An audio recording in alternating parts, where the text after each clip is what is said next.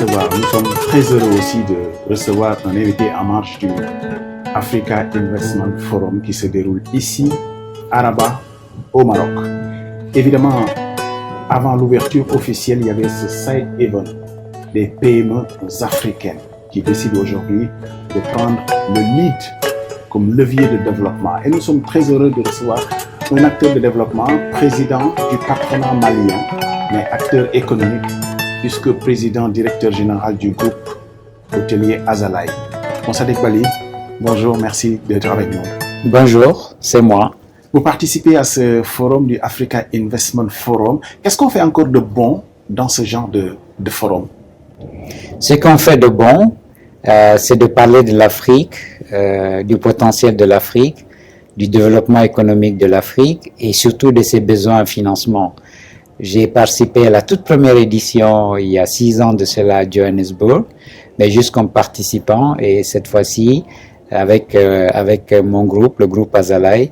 Nous sommes sponsors officiels, mais aussi nous avons fait un boardroom pour parler du plan d'expansion du groupe Azalaï.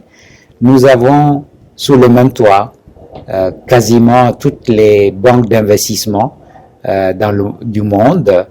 Nous avons sous le même toit des décideurs politiques et nous avons sous le même toit des entrepreneurs qui portent des projets. Et donc, c'est ce genre de fora qui permettent, je l'espère, d'accélérer, disons, le financement de l'économie africaine. Monsieur Bali, j'ai le souvenir en 2016, une étude avait été portée par Mazars sur le profil des dirigeants africains. Et l'étude portait sur ce qu'on appelait les champions à l'époque. Et l'étude aussi avait beaucoup travaillé sur la transmission de patrimoine. Pourquoi certaines entreprises familiales ne survivaient pas à leurs fondateurs. C'est une étude qui a fait du chemin. 2016. On semble avoir dépassé aujourd'hui l'ère des champions. C'est peut-être pour ça que c'était ingénieux pour les organisateurs de mettre en avant les PME africaines, au-delà d'avoir un champion, d'avoir un cluster, un écosystème. Quel était le sens de réunir les PME africaines pour entendre leur voix? Vous savez, toutes les économies, qu'elles soient des économies développées ou des économies en voie de développement, repose sur un tissu de PME. Vous ne pouvez d'ailleurs pas avoir de champions sans PME, parce que les champions sous-traitent à des PME. Toutes les grosses sociétés mondiales sont devenues des grosses sociétés parce qu'elles ont réussi à organiser un tissu de PME qui sont devenus leurs sous-traitants. Donc, il est extrêmement important, et c'est le message que nous portons en tant qu'entrepreneurs, mais aussi en tant que patronat, tous les patronats de l'Afrique, quand nous nous retrouvons, le message que nous faisons passer, aussi bien à nos gouvernements que aux institutions de financement multilatérales telles que la Banque de développement, la Banque africaine de développement, AFC et tout cela, c'est qu'ils doivent accorder beaucoup plus d'importance aux PME et surtout, les PME doivent être financées. Nous avons mené des études au niveau du Conseil national du patronat du Mali et nous avons donné les difficultés, nous avons narré à notre gouvernement, mais aussi à toutes ces institutions, les difficultés qu'une PME peut rencontrer lorsque cette PME veut grandir, veut se développer, les difficultés surtout de financement. Donc le message que nous passons et que moi j'ai passé ici lors de la première journée que la Confédération générale des entreprises du Maroc a organisée, et je remercie le président Chakib El Hadj, mon frère et ami qui a organisé cela, qui a bien voulu m'inviter. Lors de cette journée, nous avons effectivement passé ce message, puisque nous avons eu la chance d'avoir toutes ces grandes banques de financement du développement qui sont toutes présentes ici à Rabat.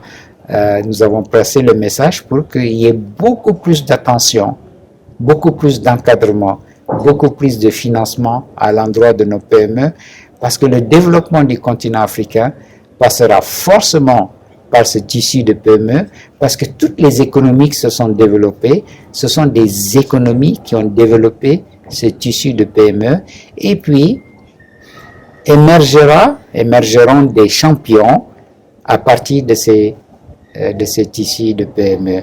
Et d'ailleurs, c'est un message aussi que je lance aux banques commerciales. Certaines sont présentes ici à Rabat. Les banques commerciales considèrent que les PME sont trop risquées. Et donc, elles ne souhaitent pas ou bien elles financent très peu les PME. Donc, il y a plusieurs mécanismes. Vous avez des institutions comme le MIGA, comme le Fonds de solidarité africain, comme la BAD elle-même qui peuvent dérisquer ces financements à l'endroit des PME. Et puis, il faudrait que ces banques de développement puissent aussi mettre en place des lignes, beaucoup de lignes en place pour les PME. Effectivement, sans dévaloriser peut-être la portée de cette étude, puisqu'on va en reparler, mais on n'a pas attendu cette étude pour savoir quand même que nos PME ont des problèmes d'accès au financement, mais il y a cet autre problème aussi qui est sur ce qu'on appelle dans nos pays subsahariens l'informel, même c'est des entreprises structurées, mais très encore informelles. Comment on fait avec ces deux problèmes? Alors, c'est une très très bonne question.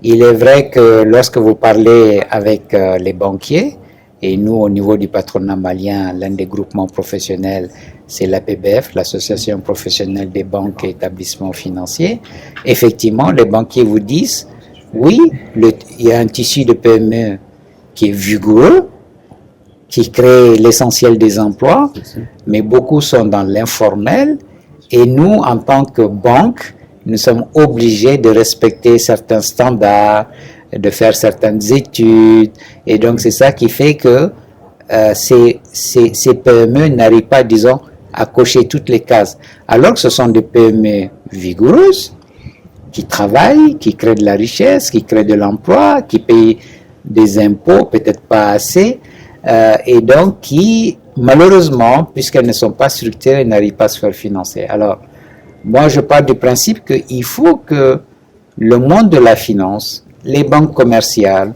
les DFIs, Development Financial Institutions, trouvent un mécanisme pour accompagner ces PME à se formaliser, à se structurer, surtout lorsqu'elles commencent à atteindre une certaine taille, pour qu'elles puissent bénéficier de l'accompagnement du système financier. Mais il y a un élément très important qui va amener ces PME à se formaliser, c'est lorsque nous aurons des administrations publiques fiscales qui vont être des vrais partenaires au lieu d'être des administrations publiques fiscales prédatrices. Parce que qu'est-ce qui amène les gens à rester dans l'informel? C'est parce que ils se disent que dès que je sors la tête, on va me la couper. Donc faisons en sorte que la fiscalité soit moins confiscatoire, soit beaucoup plus partagée, que l'assiette fiscale soit élargie pour que chacun paye en fonction de ses revenus, de ses moyens, que ce soit d'ailleurs des entrepreneurs ou des personnes physiques. Et là, vous verrez que l'informel va considérablement se réduire parce que les gens n'auront plus d'incitation à rester dans l'informel. Mais tant que nous aurons un système fiscal qui va surtaxer un petit nombre et qui va oublier le plus grand nombre, nous aurons un secteur informel hypertrophié. J'ai l'impression d'entendre un débat ailleurs et d'autres problématiques, taxer les riches ou peut-être pour financer les moins riches.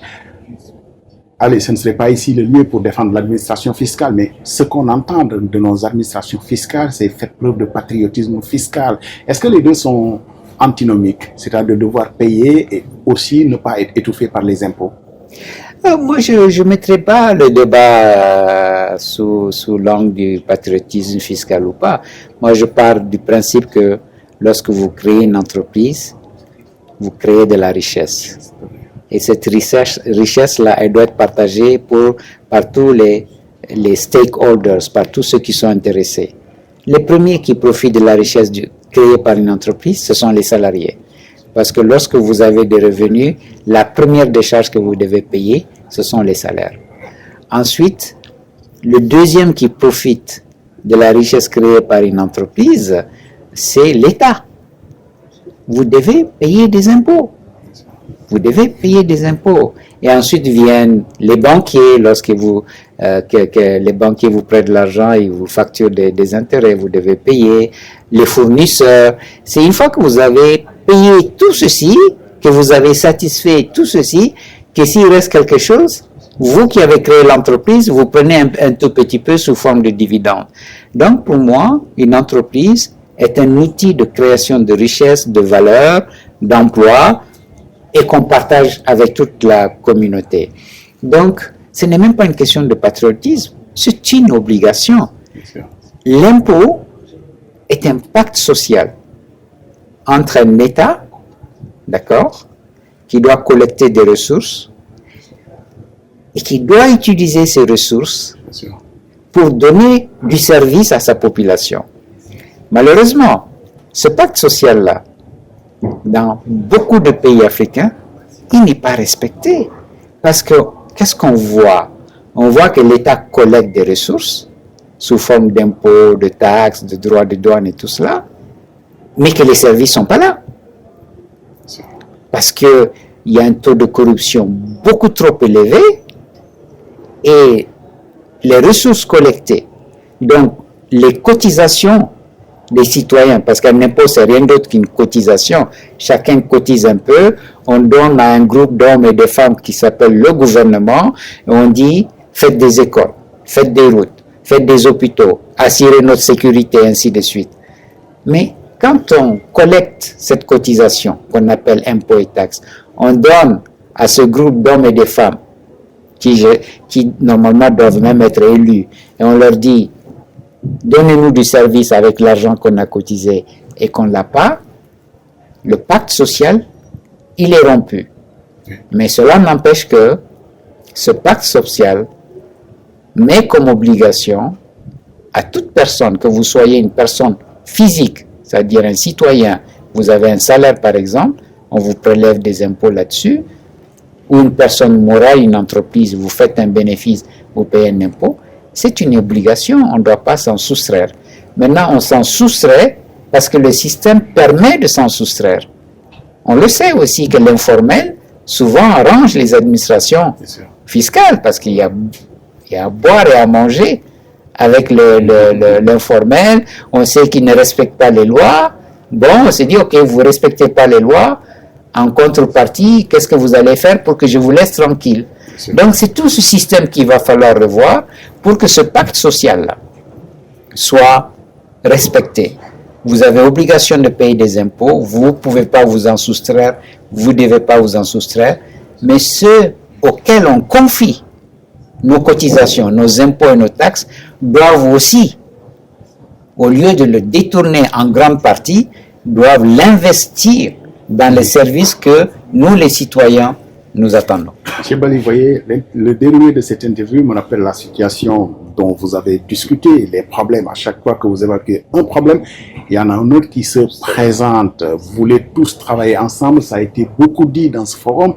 Il y a les problèmes d'intégration, les critères de convergence qui ne sont pas là entre États. On a le Maroc, l'Afrique du Sud, d'autres pays du Nord qui sont très loin devant d'autres, avec lesquels pourtant il faut travailler. Ce qu'on appelle aussi la chaîne de valeur, pour que tout le monde se retrouve autour d'un pacte gagnant-gagnant qui était jadis un pacte entre le Nord et le Sud. Mais aujourd'hui, entre pays du Sud, comment faire pour que ces critères de convergence-là soient présents, que sur des chaînes de valeur, de choses qu'on a en commun, comme l'agriculture, allez, comme par exemple quelque chose qui va vous faire plaisir, parce que c'est votre domaine, l'industrie de l'hôtellerie et du tourisme sans intégration. Comment on fait ça? Et ça fait des années qu'on le dit quand même. Non, on ne peut pas faire du tourisme et de l'hôtellerie sans intégration, ça c'est clair. Pendant le forum, j'ai donné mon exemple. J'ai dit je suis un Africain avec un passeport malien et je peux me déplacer dans à peu près une vingtaine de pays africains sans visa, c'est-à-dire les 15 pays de la CEDEAO et puis quelques autres pays où j'ai pas besoin de visa.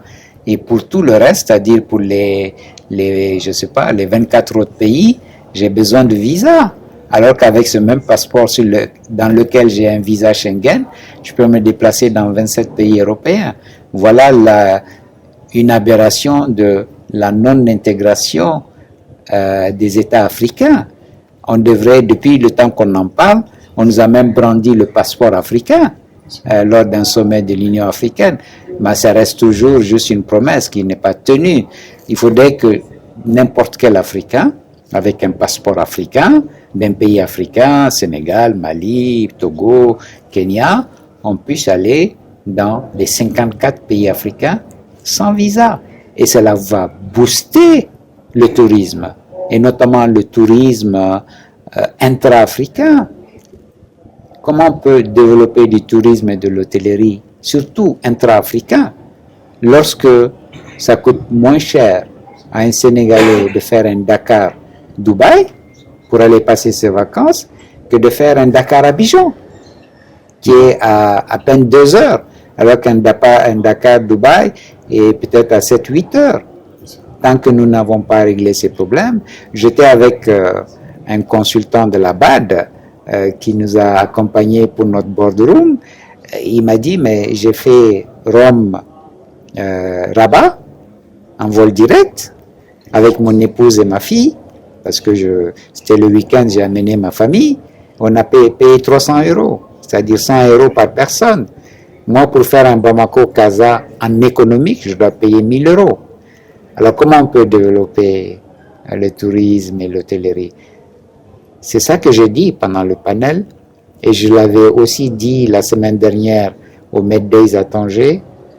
Notre salut, le salut de ce continent, passera par l'intégration du continent. Il nous faudrait ouvrir les frontières. Il nous faudrait un visa Free Africa.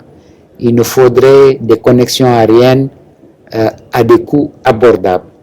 Il nous faudrait surtout des infrastructures économiques. Et justement, ce genre de forum, Africa Investment Forum, peut, disons, booster des projets transfrontaliers, des autoroutes. J'ai donné l'exemple de... moi, depuis que j'étais gosse, j'ai entendu parler de l'autoroute du Cap au Cap. Du Cap au Cap. Tout à fait. Voilà. De la Tunisie jusqu'en Afrique du Sud. Depuis que je suis gosse, et pourtant j'ai un certain âge aujourd'hui, ça reste toujours, voilà, une vision. Donc, ce sont ce genre d'infrastructures, des ports, des aéroports, des autoroutes, des infrastructures sous-régionales, régionales, africaines, développées par des pays ensemble. Et on l'a vu ici, c'est que le président Labad l'a dit, lui-même il a dit qu'il faut que les pays se mettent ensemble pour développer des infrastructures ensemble. Et là, ça va... Je reste persuadé que l'intégration du continent ne peut s'accélérer qu'avavec l'intégration économique. On a senti quand même de l'enthousiasme dans ce forum. On se dit, mais peut-être qu'ils sentent quelque chose, et beaucoup se sont accrochés aussi à ce grand et magnifique projet de gazoduc du Nigeria au Maroc qui va traverser 13 autres pays et qui va peut-être aussi permettre une au moins semi-industrialisation, puisqu'on le sait aussi, le coût de l'énergie bloque beaucoup le développement de la chaîne de valeur, de l'industrie, pour que nos pays puissent décoller. Ça fonde de l'espoir quand même, ce genre de projet. Pas uniquement le coût, mais même la disponibilité. Quand vous parlez de coût d'un service ou d'un produit, c'est qu'il est disponible, mais il n'est même pas disponible. Nous sommes 1,5 milliard de Maliens, d'Africains, et 600 millions n'ont pas accès à l'électricité. Mon propre pays, ça fait 2 ans que nous avons une crise très très aiguë de manque d'électricité, et justement en parlant de tissu PME, il y a beaucoup de PME qui ont mis la clé sous le paillasson, parce que sans électricité, on ne peut rien faire. Et même aujourd'hui, l'électricité, ce n'est même pas un luxe. Avant, c'était un luxe, mais ce n'est même plus un luxe. Même ne serait-ce que ceux qui travaillent sur Internet, il leur faut l'électricité. Le tailleur du coin dans le quartier qui va coudre un habit de fête, il lui faut de l'électricité. Le machiniste qui va moudre le mil, il lui faut de l'électricité. Donc c'est une denrée indispensable à la vie, et l'Afrique n'en a pas. Or, l'Afrique a tout le potentiel au monde, le soleil, l'eau, le vent et tout. Rien que Inga peut résoudre une bonne partie de ce problème. Pourquoi on ne ferait pas d'Inga un projet africain financé par toutes ces banques qui sont présentes aujourd'hui à Rabat, avec, disons, que ce soit les 54 pays africains qui s'endettent pour faire Inga. Et comme ça, on aura l'électricité. On a tout ce désert au Mali, en Algérie, au Niger. Le Maroc, déjà, d'ailleurs, est en train de l'exploiter et ils sont en train d'exporter de l'électricité ici de leur désert vers l'Angleterre et tout cela. Mais nous pouvons faire tout ça dans notre désert, donner de l'électricité à nos populations, mais vendre aussi à l'Europe. Surtout qu'aujourd'hui, on est dans la transition énergétique. Mais pour faire tout ça, il faut des sommes colossales qu'aucun pays africain tout seul peut mobiliser. Donc si on se met ensemble, si on décloisonne l'Afrique, qu'on se mette ensemble, qu'on développe ces projets structurants, ces projets continentaux, ben je suis sûr qu'on va accélérer l'intégration. Parce que l'intégration, c'est bien beau, on a la ZLECAf, on a une volonté politique, mais comme je l'ai dit l'autre jour au Meddays à Tanger, si moi je produis des anarcades au Mali et que j'ai pas de route pour l'évacuer sur le Burkina, sur le Ghana, sur le Sénégal, sur la Tanzanie, mais finalement ça sert à quoi d'installer une usine pour décortiquer et faire des snacks à base d'anarcades du Mali, si pour le vendre ça va coûter 3 fois ou 4 fois plus cher que le même snack qui va venir du Vietnam, de la Chine ou du Cambodge, parce que eux, ils ont réglé leurs problèmes d'infrastructure économique. Donc, vous voyez, les infrastructures, pour moi, vont faire en sorte que l'Afrique va se développer, mais surtout l'Afrique va commercer avec l'Afrique. Aujourd'hui, notre commerce intra-africain, c'est 15%, c'est 70% en Europe, c'est 50% en Asie.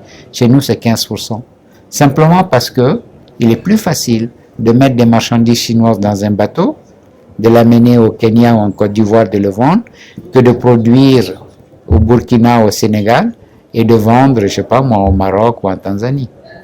Je vais essayer de faire que vous ne me transmettez pas cet enthousiasme Comment on fait finalement, parce que les décisions politiques quand même tardent, vous rappelez ce projet qui reste encore à l'étape de projet ou même d'ébauche de projet. Absolument.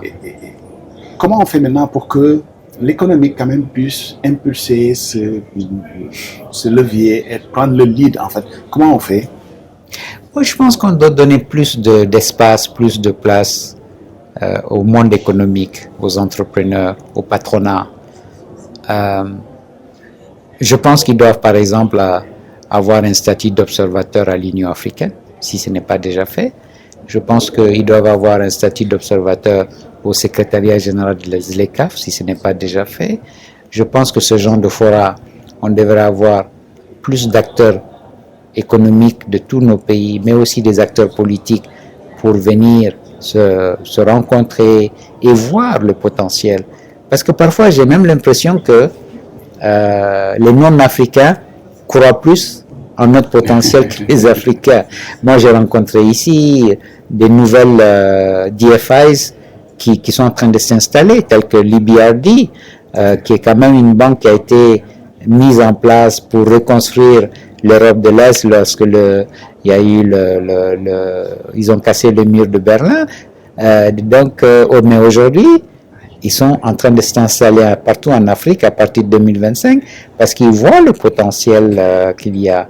Les Américains ont créé leur DFI, la US International Development Financial Corporation, USDFC, et ils ont mis 60 milliards de dollars pour financer des projets en Afrique.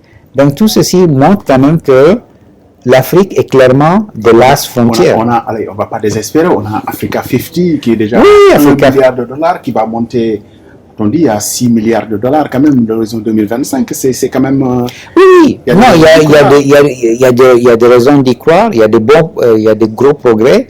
Moi, je dis simplement qu'il faut accélérer. Comme disent les anglo-saxons, we have to leapfrog. Il faut accélérer. Pourquoi il faut accélérer? Parce que cette formidable poussée démographique, parce qu'en réalité, l'Afrique est en train de rattraper son retard. On a cassé notre croissance démographique qui devait être naturelle avec l'esclavage. 4 à 5 siècles d'esclavage a cassé cette croissance démographique naturelle, qui devait être naturelle. Aujourd'hui, l'Afrique rattrape ce retard avec toutes les avancées qu'on voit dans la santé, dans l'éducation et tout cela. Donc, on a un taux de croissance démographique qui est très vigoureux. À peu près chaque génération, chaque 25-30 ans, la population double. On peut s'en réjouir si justement on intègre notre économie, si justement on fait de l'Afrique un marché commun et qu'on finance le développement de nos infrastructures pour donner des emplois à ces jeunes. Parce que c'est chaque année 10 à 15 millions de jeunes qui viennent sur le marché du travail et qui cherchent du travail et qui n'en trouvent pas. Donc, cette formidable croissance qui est aujourd'hui narrée, qui est vue comme un atout majeur, même hier, le président de la Banque africaine de développement l'a rappelé. On passe de 1,5 milliard à 2,5 milliards bientôt. Donc, c'est un marché fantastique. C'est quand même la population de l'Inde et de la Chine qui ne rêverait pas d'avoir un seul marché commun avec 2,5 milliards de consommateurs. Ça n'existe nulle part sur le continent, sur la planète Terre. Mais il faut accélérer l'intégration. Il faut accélérer la construction de ces infrastructures. Inga, l'autoroute Cap au Cap, tous ces ports-là, les chemins de fer, décloisonner l'espace aérien, permettre qu'il y ait de low cost pour que je puisse faire un Bamako-Dakar à 50 000 francs CFA au lieu de le faire à 300 000 francs CFA. Tout ceci... Mais on ne va pas refaire Air Afrique. Air Afrique, c'était une excellente idée. Et c'était une très mauvaise idée de la faire disparaître, c'est clair. Mais on peut faire Air Afrique, mais gérer de façon privée. Parce que ce qui a mis en faillite Air Afrique, c'est que c'était géré par les États. Donc, ce n'est pas géré de façon privée. On voit le success story dont on est tous fiers, qui est Ethiopian Airlines. Malgré que le capital soit détenu par l'État éthiopien, sa gestion est totalement privée. Et aujourd'hui, c'est une fierté africaine, Ethiopian Airlines. Donc, il nous faut justement accélérer le développement des infrastructures économiques qui vont permettre de décloisonner l'Afrique et qui vont permettre d'augmenter ce taux de commerce, passer de 15% à 20, 30, 40, 50, et peut-être dans 2 générations, on va même faire du 80-90%. Parce que sinon, cette croissance démographique qu'on voit comme un atout majeur pour le continent africain, ça va devenir une bombe. On va faire un test de connaissance de l'Afrique, de vous, puisque vous vous décidez comme un Africain. Vous essayez à combien de langues comme ça? Pas de langue géopolitique. Hein? Vous savez dire bonjour au moins dans combien de langues? Oui, je sais dire bonjour à 4 ou 5. Bonjour, au revoir, et ça coûte combien? Oula, l'Afrique, oui, c'est des dizaines de milliers de dialectes, c'est clair. C'est des dizaines de milliers de dialectes. Je ne connais pas le nombre. Okay. J'avoue que je n'ai jamais regardé ce chiffre. Ne serait-ce que chez moi, il y en a des dizaines et des dizaines. Donc. Alors, le pays où vous n'êtes pas encore implanté et où vous vous dites, allez, ça va être peut-être mon prochain investissement. Allez, il n'y a personne qui nous regarde, on n'est qu'entre nous. Le Maroc. Le Maroc? Oui. Mais vous êtes déjà au Maroc? Non. Bali. Vous n'êtes pas encore au Maroc? Pas encore. Comment ça se fait? C'est un pays qu'on a toujours regardé. Je suis simplement émerveillé par ce que le Maroc, les progrès de ce pays-là ces dernières décennies, avec une vision très claire de Sa Majesté, avec un gouvernement qui déroule, avec une éducation de top niveau. Je vois l'IM, l'Université Polytechnique Mohamed VI, le CFC, le CFC, le Polytechnique est en train même de rivaliser maintenant avec MIT. C'est un pays qui, pour moi, c'est l'exemple de ce qui est possible lorsqu'on a une vision politique très claire, lorsqu'on a une stabilité institutionnelle et politique sur du très long terme, et lorsqu'on met énormément de moyens dans l'éducation de la jeunesse. Donc, instruction, formation, éducation, ça donne un pays comme le Maroc qui est clairement un pays émergent. Et aujourd'hui, le groupe Azalaï a décidé de s'installer au Maroc. Nous avons commencé nos prospections pour nous installer pour l'instant dans les 3 grandes villes de business, c'est-à-dire Casa, Rabat Tanger, et puis peut-être ultérieurement Marrakech. Voilà, clairement, c'est le Maroc. Est-ce qu'on vous réduit juste à l'hôtel ou vous êtes quand même, vous explorez quand même d'autres chaînes de valeur, vous êtes sur toute la chaîne de valeur? Je suis dans d'autres chaînes de valeur, mais en tant qu'investisseur. D'accord. L'hôtellerie reste, disons, ma passion et le domaine dans lequel j'ai passé quand même 30 ans de ma carrière. Hein. Et donc, mais j'investis dans d'autres domaines. Mais en tant qu'investisseur, sleeping partner, comme on dit. En dernier, je vais essayer de vous faire dire du mal de quelqu'un de Collé Ardosso. Dites du mal sur Collé, parce que j'ai été là à l'inauguration quand même du Azalaï Dakar, Ouais. par ce magnifique défilé qu'elle a offert, et puis vos rochers que vous avez plantés là dans l'océan avec un reflet. On se croyait à Las Vegas ou peut-être dans une autre ville de lumière. Quel était cet alliage que vous avez fait entre la mode, le style et puis le standing de l'hôtellerie que vous avez construit à Dakar? Alors, vous savez, Azalaï Hotel, c'est une chaîne hôtelière panafricaine. Et nous avons toujours insisté pour que ça reste, cet ADN de l'Afrique que nous avons, que ça reste. Nous faisons une hôtellerie aux standards internationaux. Donc, quand un client vient chez nous, il vient d'abord parce que c'est un hôtel de standing, où il va trouver la même qualité de service qu'à Paris, New York ou Sydney. Mais en plus de cela, nous avons l'Afrique dans notre ADN et nous faisons la promotion de la culture africaine.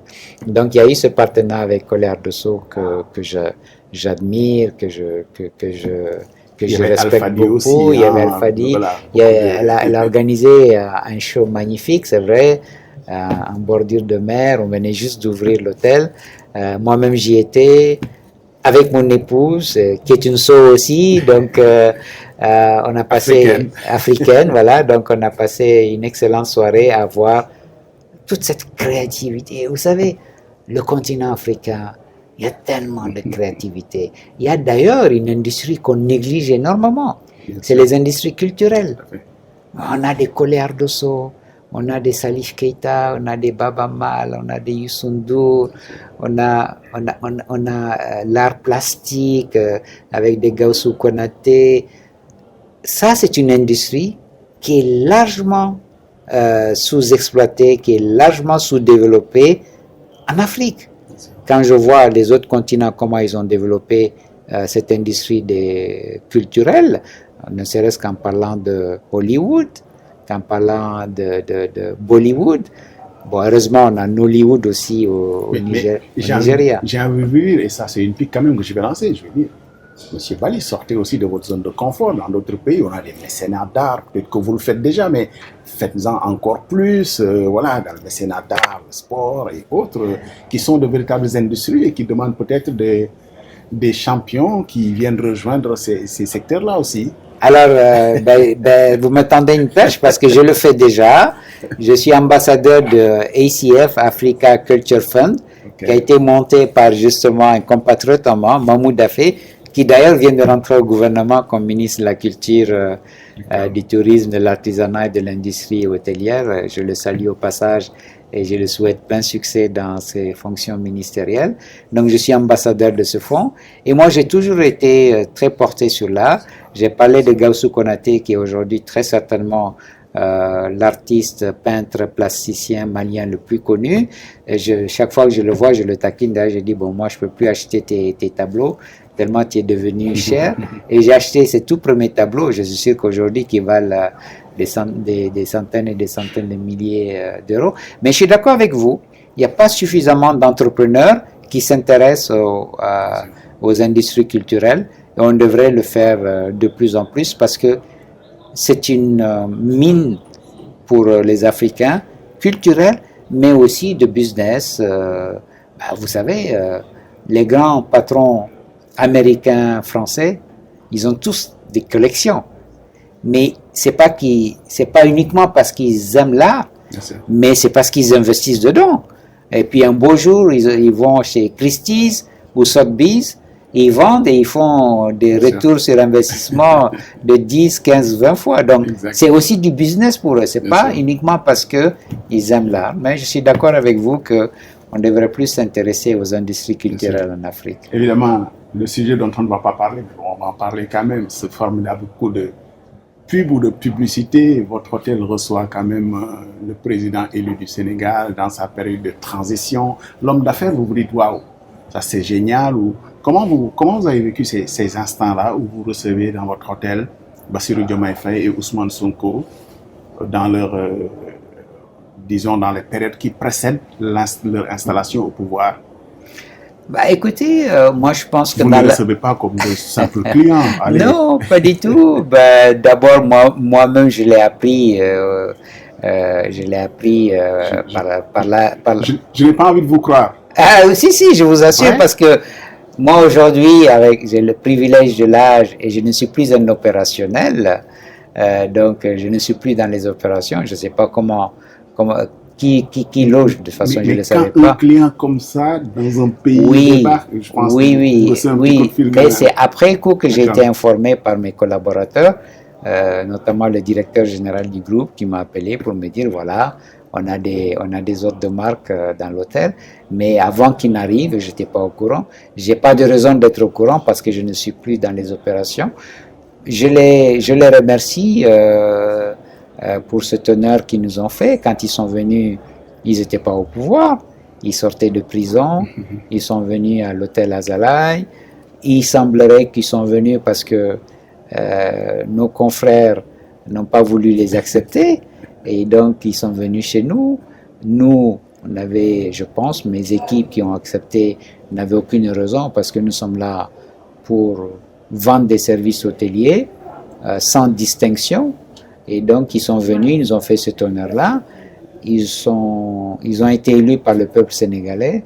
Et effectivement, de l'hôtel Azala, ils sont partis, il est parti prêter serment. Et d'ailleurs, je leur souhaite plein succès dans le mandat que le peuple sénégalais leur a accordé. Et effectivement, vous avez raison, le fait que ils étaient dans Azala Hotel Dakar, le fait que le président Faye est rentré dans sa voiture à partir de l'hôtel Azalaï pour aller à Diamniadio prêter serment, ça nous a donné un très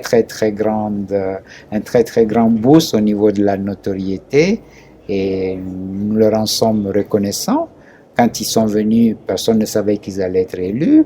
Il a été élu, donc nous leur en sommes reconnaissants. C'est une rencontre. Et puis, d'ailleurs, maintenant, quand je prends un moment avec mes amis autour d'un bon repas, en train de se détendre, je leur dis, bon, les amis, si vous voulez être président dans vos pays respectifs, vous venez dormir à Azalaï et vous allez devenir président dans vos pays respectifs. Alors, est-ce que la suite présidentielle, quand même, est-ce que le tarif de la suite présidentielle a augmenté? Ah, on va l'augmenter pour ceux qui se déclarent. Dans chaque pays où il y a des élections présidentielles, s'il y a des gens qui se déclarent comme candidats, on va dire, bon, venez dormir dans la suite présidentielle d'Azalaï, mais vous allez payer cher. Pour l'instant, on n'en Parce fait que pas. ça porte baraka. Monsieur Bali, merci. Merci beaucoup. Merci de nous avoir accordé du temps en marge de ce Africa Investment Forum ici à Rabat, au Maroc.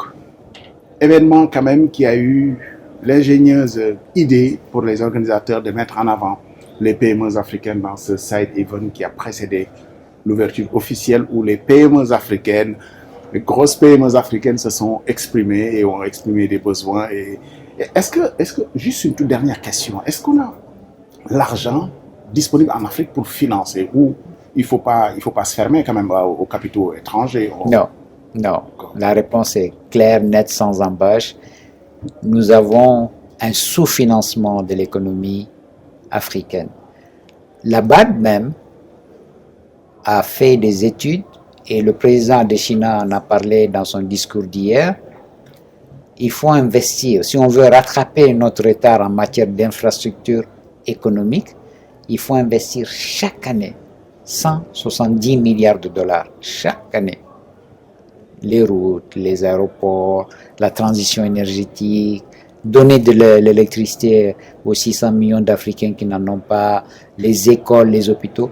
Il faut chaque année investir 170 milliards de dollars.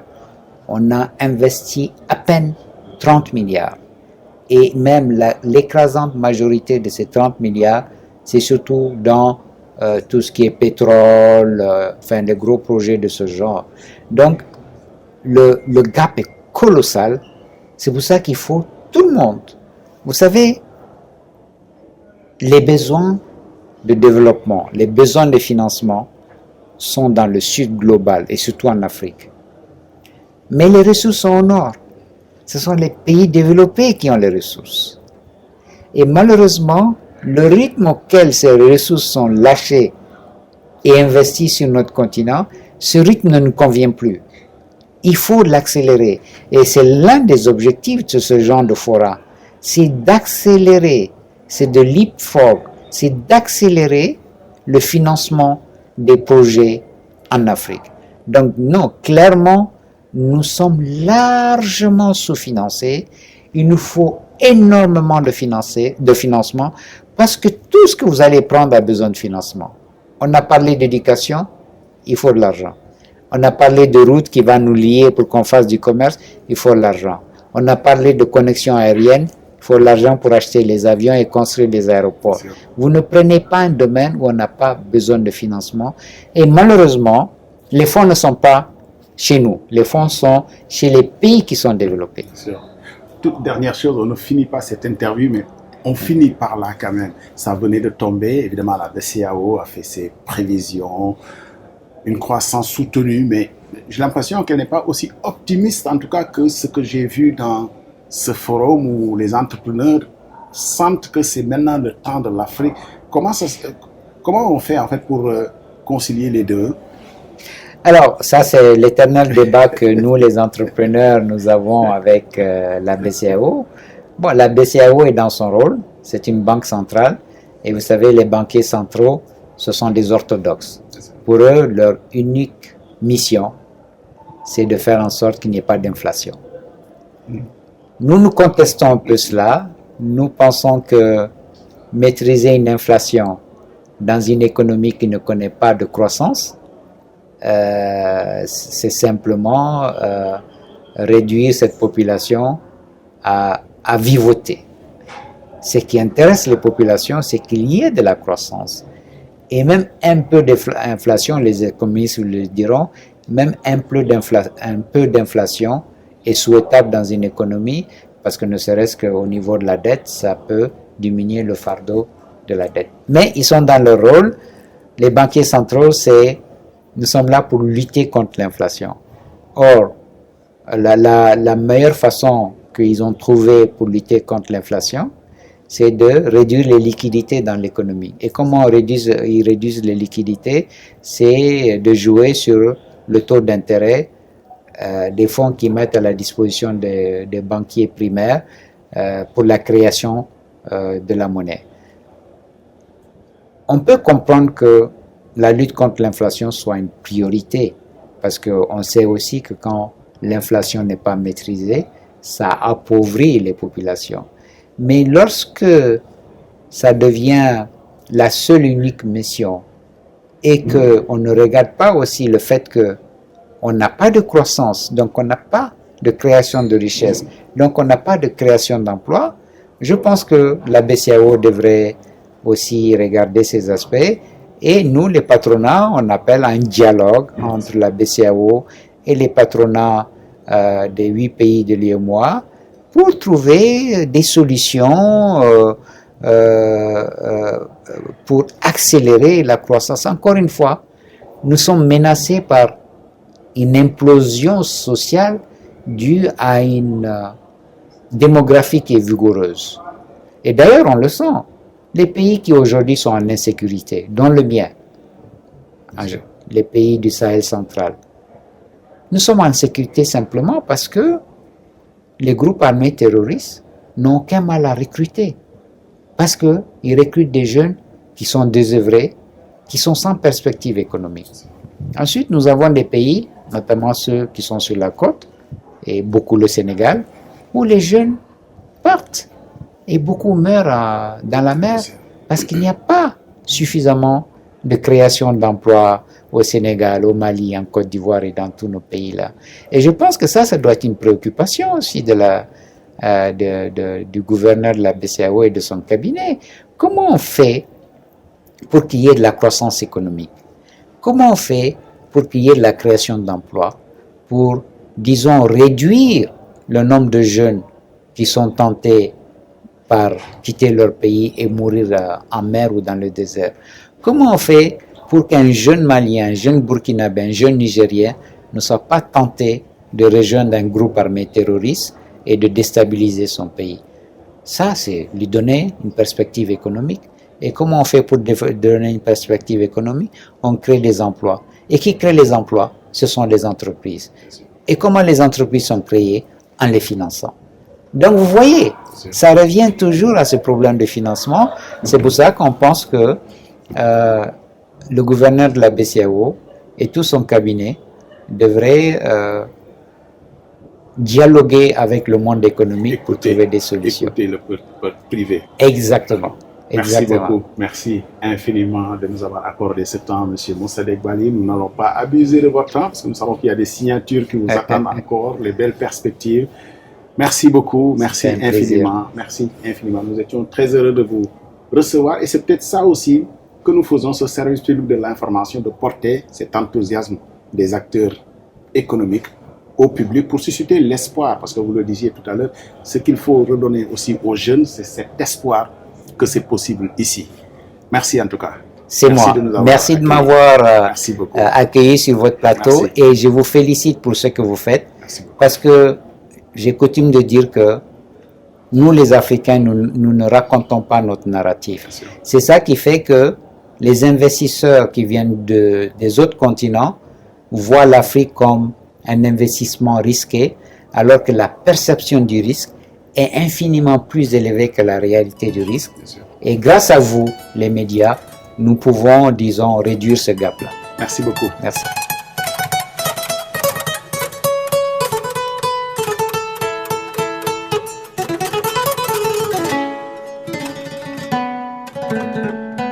Thank you.